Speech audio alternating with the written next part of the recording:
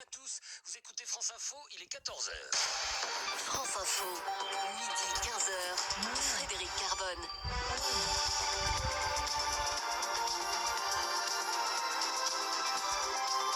À 14h, toute l'info. Bonjour Armand Perrologa. Bonjour. Et à la une, la France a l'épreuve du confinement. Il s'applique depuis midi, déplacement interdit ou presque, attestation obligatoire sur le terrain. Les parloirs sont aussi suspendus dans les prisons jusqu'au 31 mars, ce qui a provoqué un début de mutinerie à la maison d'arrêt de Grasse dans les Alpes-Maritimes.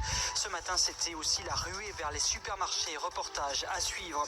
Ce virus en France touche plus de 6600 personnes et il met à l'arrêt une partie de l'économie. Le ministre Bruno Le Maire annonce une aide de 45 milliards d'euros pour les entreprises et pour les salariés en difficulté.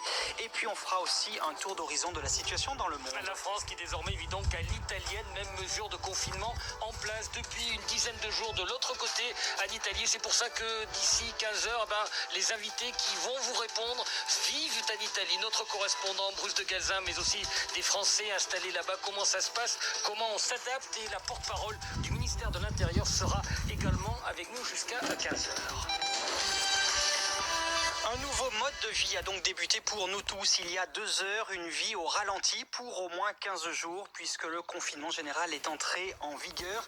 À l'issue du Conseil des ministres, Christophe Castaner, le ministre de l'Intérieur, a expliqué que les activités collectives sont interdites, les repas de famille, les dîners entre amis, les matchs de foot, les retrouvailles pour une partie de cartes.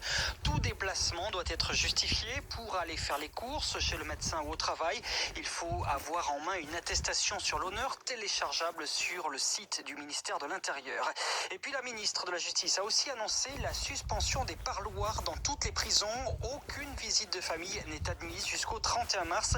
Annonce qui a provoqué un début de mutinerie à la maison d'arrêt de Grasse dans les Alpes-Maritimes lors de Beaulieu.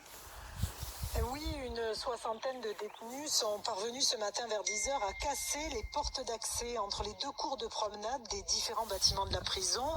La mutinerie, ou en tout cas le début de mutinerie, a éclaté suite à la décision de fermer les parloirs, vous l'avez dit.